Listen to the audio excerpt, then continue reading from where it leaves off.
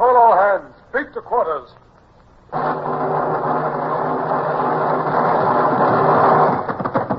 Run out the guns. Stand by the starboard battery. One broadside into it, if you please, Captain Bush. Pointers on target. Linstops ready. Aye, aye, sir. Ready. Fire!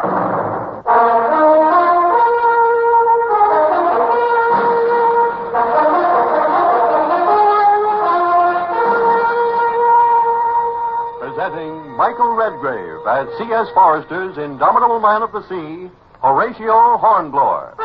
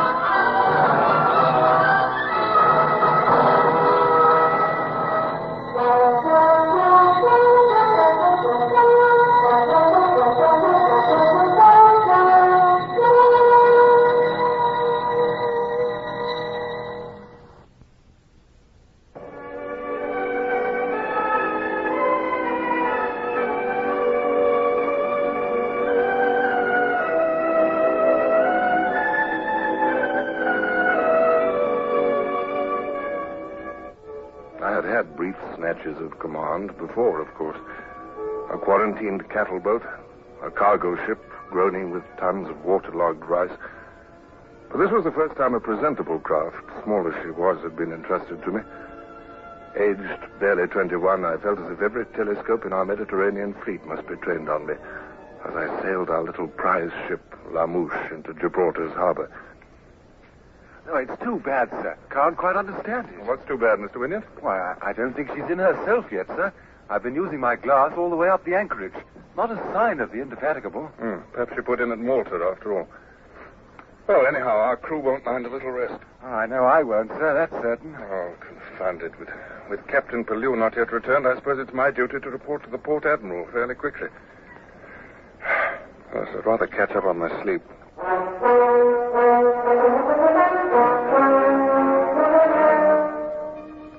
Oh, welcome back aboard, sir. They've already come for the prisoners. You look a little weary, Mr. Hornblower. I am, Wynyard. 3 hours wait after I'd reported in, and then 3 minutes with the Admiral. It's warm enough over there today, too, winter or not, in this dress uniform. I've got some news for you, though. News, sir? Are we going to have shore leave? Well, tonight, perhaps, but not tomorrow. We'll be too busy. Mouch is to be commissioned into the service without delay. Into the British service, sir? That's the idea. Good, good. We never have enough swift vessels for dispatches. Then he gave orders for all the proper transfer papers and all that, and I had to wait around for another hour. Dispatches? But surely we're not going out at once. Not before our own captain comes back. I've got our orders here. You are hereby requested and required to take His Majesty's sloop Mouch under your command. So soon as the latest dispatches destined for England shall be put in your charge, you are commanded to proceed to Plymouth with the utmost expedition. To Plymouth? Well, now. That sounds better to you, eh? Yes, sir, it does. I haven't been home for more than a year. Yes, I can understand that. I last set foot on English soil 3 years ago. Beg your pardon, Mr. Hornblower. I just remembered. While you were gone, a ketch from shore delivered you this letter a half hour ago. It couldn't be the dispatches. Well, hurry up and let me see. You shouldn't be so forgetful, Wynyard. Oh, no, confound it. I'd rather it were the dispatches with orders to sail at once than this sort of... Oh, God, listen to this. Their Excellencies Major General Sir Hugh and Lady Dalrymple request the pleasure of acting Lieutenant Horatio Hornblower's company at dinner today at 5 o'clock at Government House. My name is Alexander, sir. Lord Philip Alexander. And you? Horatio Hornblower, sir. Acting Lieutenant aboard the Indefatigable. No, I suppose I should say commanding the new sloop, Mouch. It's my first independent command. I see. Their Excellencies are most happy that you could dine today, Mr. Hornblower. Well, thank you. Now, if I may present you, sir, will you come this way? Your Excellencies, this is Mr. Hornblower, the new captain of La Mouche. Ah, we're pleased to see you, Mr. Hornblower. Thank you, sir. It's very kind of you. And now, Mr. Hornblower, may I present you the Duchess of Wharfdale? Your Grace, this is Mr. Hornblower of La Mouche. The Duchess of Wharfdale, Mr. Hornblower. Your Grace? So this is the fellow in question, Your Excellency. Oh, now, really, my dear, are you going to entrust me to an infant in arms? Young fellow, you look exactly like a gander on the green. I expect you to hiss at any moment.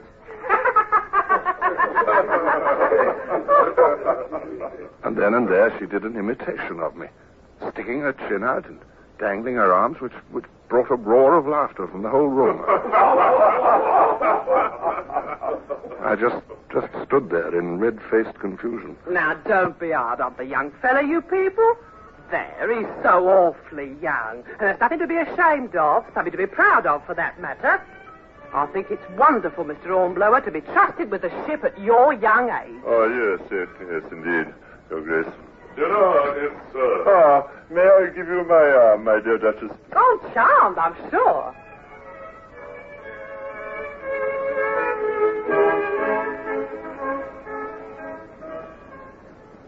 I confess I'm thoroughly mystified, Lord Philip. What does she mean about entrusting her to me, for instance? As usual, the man most concerned is the very last to know. What is it? Why, when you sail tomorrow with dispatches, Hornblower, you're going to have the honor of bearing Her Grace with you to England. But you're not... Oh, no, you're not serious. Oh, but who is she? I mean, she doesn't... You heard my introductions, didn't you? She's the Duchess of Wharfdale. Well, yes, but... Well, I don't like to sound as if I... But she... You know, she doesn't talk like a duchess. No, the old Duke was in his dotage when he married her, you see.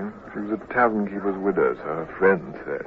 You can imagine, if you like, what her enemies said. But what on earth is she doing in Gibraltar? Oh, she was at Florence when the French marched in. She got to Leghorn and bribed the coaster to bring her here. She asked Sir Hugh to find her passage home to England. Sir Hugh then asked the Admiral, and that's where you come in, poor fellow.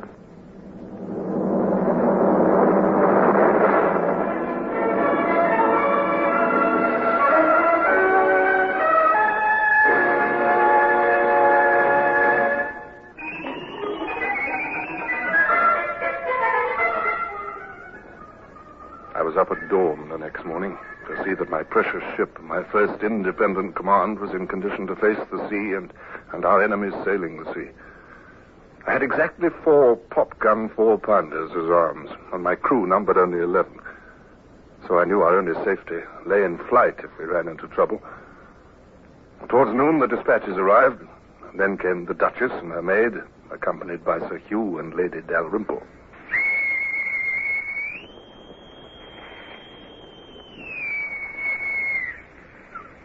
Welcome aboard, Your Excellencies. I deeply regret that I can muster but 2 boatswain's pipes in your honor.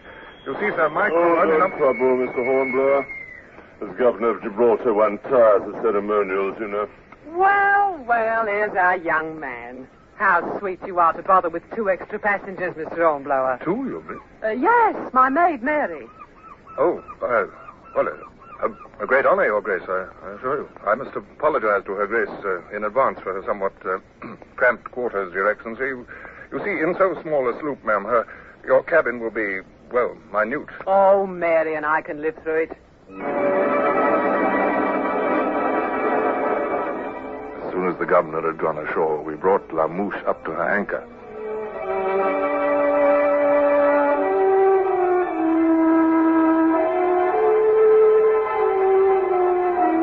Anchor the ways up! Get halyards!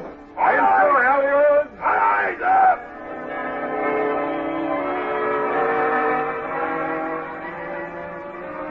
La Mouche came round before the wind and began her course for England. Several hours wore on. We rounded Cape Marroquet and set a course for Cape St. Vincent. That sun's near invisible on the horizon over there. Queer night, ain't it, sir? Yes. It's coming up quite thick. Well, that's the price you have to pay for a fair wind in winter time. The cool land breeze strikes the Atlantic, and a fog is the result. The thicker still be morning, I wouldn't wonder. Yes, sir.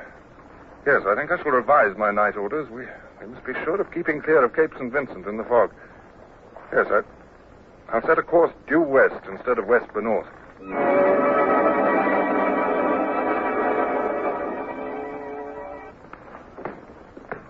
Is that you, sir? I can't see for the fog. Well, what's wrong, Wynyard? Oh, don't speak too loud, sir, but simply listen.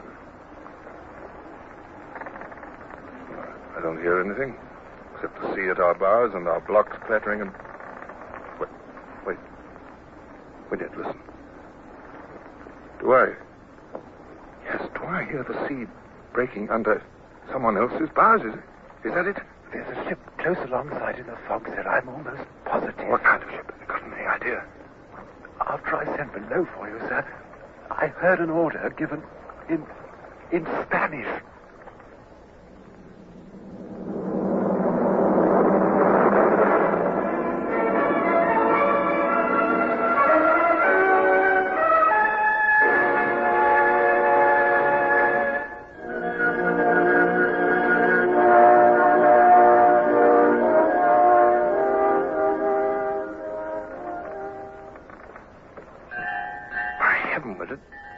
Well, listen to all those bells. We're in the middle of the whole fleet. Big ships, too, sir. Yes, seems the Dons are out in force, eh? A might change of course had brought us smack into the midst of them in the night.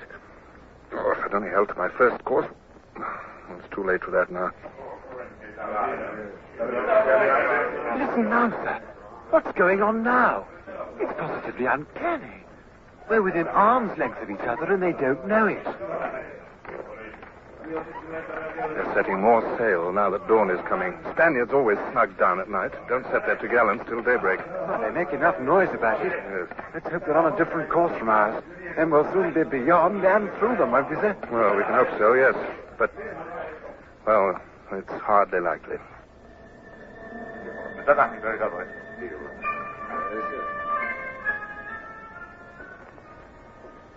Wynyard was right. It was uncanny.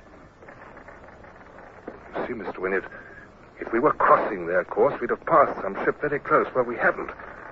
The thing that worries me is, how long will this fog hold? Oh, the light's growing. Can't we alter course, sir? Wait, look forward there. It's a clear patch of sea. We're almost into it. Sir, I can see the shape of the big Spanish. Stand still, Jackson. Tell those men forward to stand still, too. No panic, no running. If we draw attention to ourselves, we're done. Oh, thank heaven, at least our men understand. There's no more of that bustle on deck. We must behave as if we had every much as right to be here as any of them. By George, there's another bank of mist.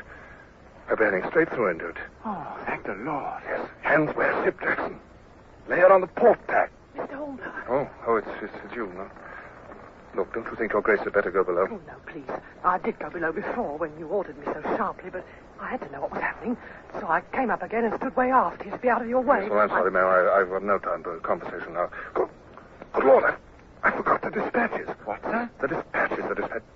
Here, you take over the quarterdeck, Wynyard. I've got to go run down to my cabin.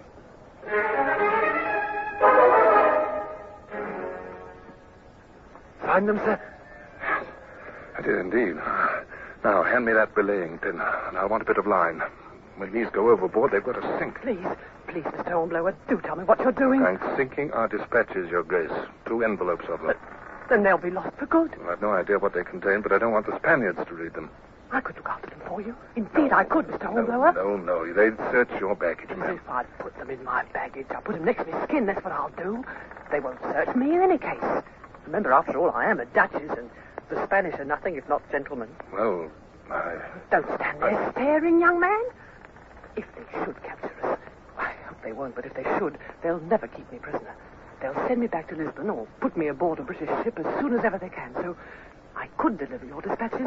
Better late than never. Well, possibly. It's an I'll idea. guard them like my life. I swear I will. I'll tell no one I have them till I hand them to a king's officer in England. Fog's thinning, sir. Quick, give them here. Hand me a yard of that rope. You Hurry. are, Mum. Now, turn your backs now, you two young men. I'll have them stowed in no time. The sun's coming out, sir. Full this time, I'm afraid. Yes, we're going to lose that fog for good. Dissolving fast there to port. Look, There's a Spanish flag. Heavens. How many ships are there? I see 3 or 4 At already. least a dozen, ma'am. Seems we're surrounded. Tell the helmsman, starboard 2 points. Starboard 2 points it is, sir. What's that? That's cannon shot, Your Grace. They've seen us finally for what we are. Yes, those aren't simply warning shots. We could beat them off once at least, sir. No. Belay that order in the guns. Look over there. 20 guns trained on us to port and 50 more to starboard. And we're the size of a pleasure yacht. No, don't fire. But, sir... No point in dying uselessly, Matthews. We have women aboard, remember. They could sink us in 10 seconds. Sir, the frigate's putting 2 boats into the water to board us. Yes, Your Grace had better look to your baggage. You'll be leaving us soon for, other quarters with the Dons. I hope more comfortable. Your first ship. Oh, I wish I could tell you how sorry I am. If I'd only held to my course. You see, Don't ever blame yourself. Promise you won't, Mr. Hornblower. Come over here a moment. There's something I must say to you in private. Yes, Your Grace? Now, stop your gracing me. I'm no duchess. What do you mean? No time to tell it all now. Those Spanish boats are almost here. I'm Kitty Cobham. Ever heard of me? Kitty Cobham? Well, I may have done, ma'am. Somehow. Somewhere, I think. Never mind. You're too young for the name to mean much anyhow, but 5 years ago I was playing at Drury Lane Theatre, and Dick Sheridan himself said he'd never had a better Lydia Languish. An actress, then? Oh, that's it. Yes, Kitty Cobham. Oh. Sir, the Don's boats are hooking on. Yes. Come with me, please, Mr. Bennett. Do you speak Spanish, sir? Perhaps 3 words. Vengo a bordo para prenderle, señor el teniente. Senor el teniente Espanol. We have ladies aboard. Ladies. All proper consideration must be asked for Senora la Duquesa de Wharfdale. La Duquesa? Yes, si. Ah, la Duquesa. Si, señor teniente. She shall be very great respected.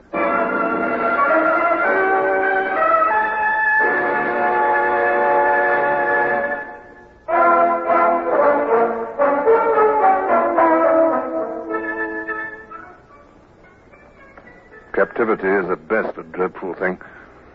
A few weeks at Cadiz, then I was transferred to the Spanish naval prison at Ferrol, an empty sail loft where I lived with other captive officers. 4 months of this. Then one day, I was escorted to the office of the commandant, who had as aide a renegade Irishman named O'Brien. You've been promoted. How do you mean promoted? Well, promoted. Here's the letter. The Spanish authorities are informed that on account of his meritorious service, the acting commission of Mr. Horatio Hornblower, midshipman and acting lieutenant, has been confirmed. And here's a letter for you, Lieutenant. Must have come in the same dispatch. Letter? Looks like it's been readdressed all over Spain. There. That'll be all. You can read it in the corridor outside. Oh, thank you, Mr. Brown.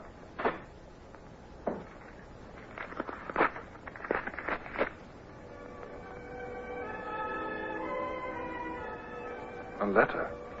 My first letter since my capture. What's it? Darling boy? Who on earth would start a letter to me calling me darling boy? I hope it will make you happy. To learn that what you gave me has reached its destination. They told me at the Admiralty when I delivered it that they were very pleased with what you'd done. And just imagine, one of those admirals, he's an old dear, is a shareholder at Drury Lane. Whoever would have thought of such a thing? And he smiled at me, and I smiled at him. I didn't know he was a shareholder then, and I only smiled out of the kindness of my heart. That's a big heart, Kitty Cobham, isn't it?